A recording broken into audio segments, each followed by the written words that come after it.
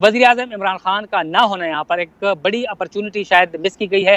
जी साहब, ये देखिए आप हमारे वज़ीर-ए-आज़म को और हमारे मुल्क को बेवकूफ़ ना करें इस तरीके से। उसके बाद उन्होंने एक तीसरी लाइन ऑकस भी बना ली है, जिसमें इसका मतलब ये है कि उनको they are not very confident कि उनकी जो सेकंड लाइन ऑफ डिफेंस है, जिसके अंदर हिंदुस्तान शामिल है, जापान शामिल है, कि वो किसी कोई ज्यादा कारगर साबित होगी।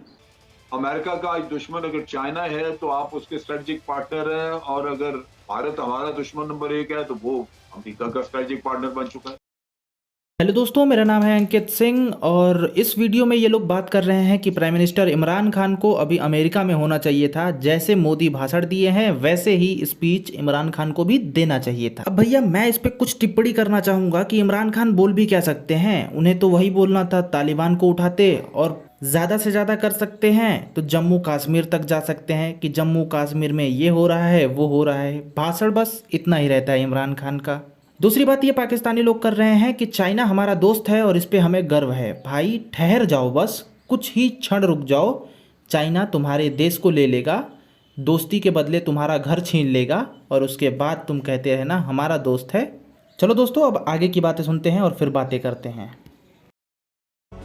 जो नरेंद्र मोदी और जो बाइडेन की जो मुलाकात हुई है उसके बारे में कोई प्रेस अभी खत्म भी हो गई है, वो क्वाड की मीटिंग के लिए भी चले गए दोबारा से नरेंद्र मोदी। वहां पर क्या किन इश्यूज पे बात हुई, कोई प्रेस रिलीज, कोई मीडिया टॉक, उस हवाले से?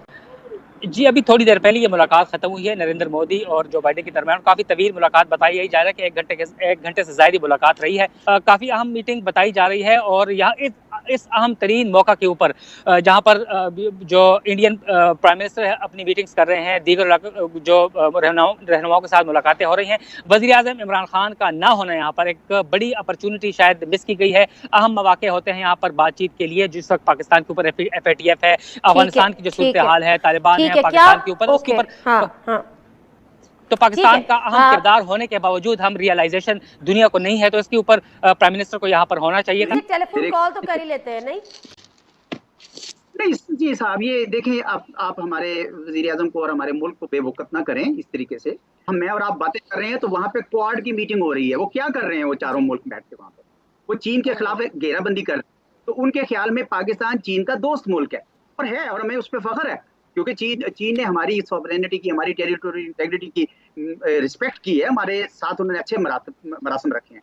तो अमेरिका के साथ भी हम ठीक है दुश्मनी तो नहीं चाहते हैं, लेकिन इसका ये मतलब भी नहीं है कि पाकिस्तान को इस तरीके से कोई भी वो दरअंदाज करे या नजरअंदाज करे। देखिए, हमेशा ऑब्जेक्टिव जो है वो अमेरिका सेट करता है, और अमेरिका का थ्रू ये सिलसिला रहा है कि वो अपनी अलायंस तैयार करता है, अपने साथ इत्तेहादी जोड़ लेता है, सिर्फ इस वजह से कि उससे उसका बोझ बढ़ जाता है और उसको एक हमायत हासिल हो जाती है। साथ वहाँ पे जो अखराजात हैं वो भी शेयर हो जाते हैं।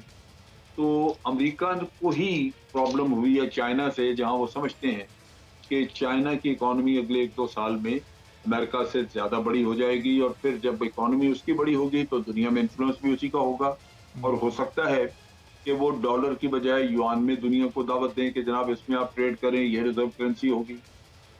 कई चीज़ें हो सकती हैं। ये उसका इन्फ्लुएंस जो है वो IMF में मुख्तलिफ अदारों में बढ़ सकता है, या उसके मुकाबले में वो अपना एक अदारा खोल सकते हैं। तो इन हालात और इन चीज़ों की वजह से अमेरिका खाइफ है कि उसका इन्फ्लुएंस जो है वो फिर दुनिया में बड़ा कम हो जाए।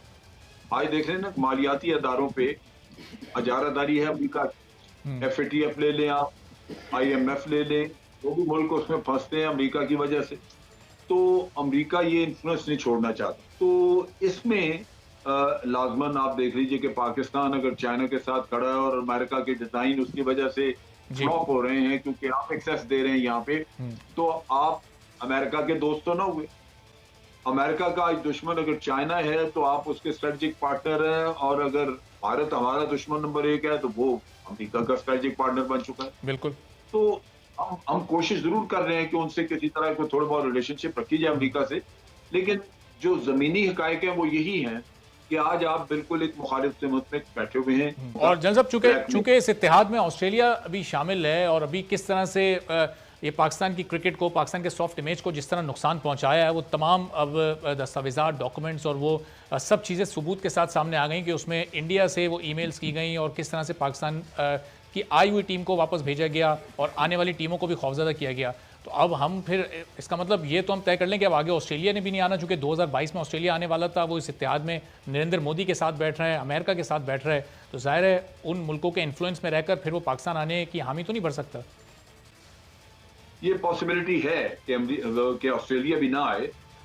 किसी भी पाकिस्तानी हमले में अगर कोई भी जानमाल या फिर कुछ भी ऐसा कुछ होता है तो पाकिस्तानी मीडिया या फिर पाकिस्तानी सरकार यही कहती है कि ये रॉ की साजिश है, ये इंडिया की साजिश है। चाहे उसके पास कोई आधार हो ना हो, वो झूठा मूठा आधार देते रहते हैं। उनका कोई भी फिक्स्ड आधार नहीं होता कि इसके अनुसार ये प्रूफ है, ये ले लो इंडिया, तुमने ऐसा क्यों किया। नहीं, ये अपने से ही आधार बनाएंगे कुछ भी और अपने में ही चुप हो जाएंगे, बिकॉज वो सब आधार झूठे होते हैं।